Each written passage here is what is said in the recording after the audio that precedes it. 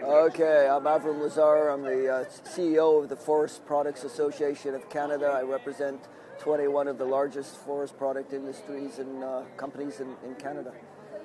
Today you said that industry needs to take on audacious goals. Can you tell me a little bit about what you mean by that and what you think has been done and needs to be done?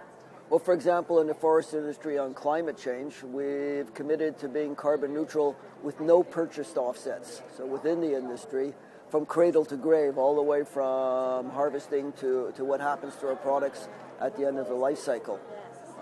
That's audacious, and we're well on track to do it.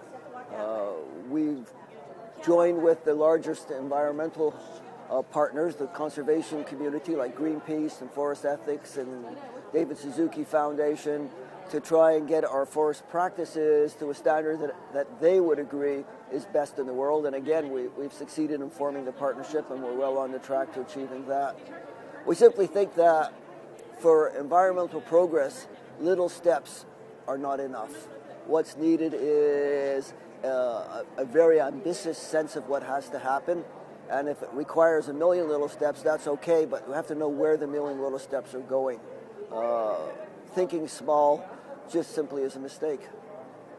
A mistake in terms of what? Like, what is at stake? Well, obviously what's at stake is our quality of life and the impact of environmental degradation on that, but also from an economic perspective.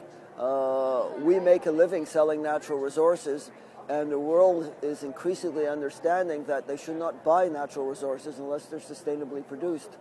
So we see our future as requiring that we be ahead of all our competitors in providing the marketplace with pulp and paper and lumber and board that is best in the world from an environmental perspective.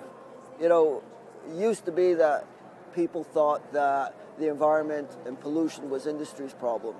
Now most people have internalized responsibility, and so when they buy something, what they're buying, part of the value proposition for them is what it says about them as a consumer.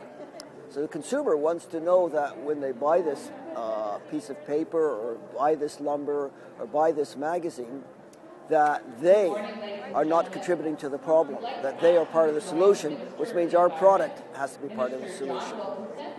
Excellent. And there was a point made by Marlo earlier about the difficulty of getting competitors to become collaborators and setting an industry vision. What do you think you've learned that could be used by others to emulate your success? Well, competitors are competitors within the industry, but every industry faces huge pressures as to whether or not their product line is accessible. And we in Canada, most of our natural resources are sold in the global marketplace. So if you can bring the whole industry up to a high standard, that means that Canada will be synonymous with environmental excellence, which will help all of our natural resource companies sell stuff. So certainly my members of my association excuse me, it's okay. compete between each other to be, most preferable. But if we go beyond one company going ahead, but actually take the 21 biggest companies ahead, then what we're doing is branding Canadian product as best in the world, and that's what we need. Thanks very much for your excellent ideas and commitment to success. Okay. Audacious goals. Yeah. It's inspiring. Outrageous.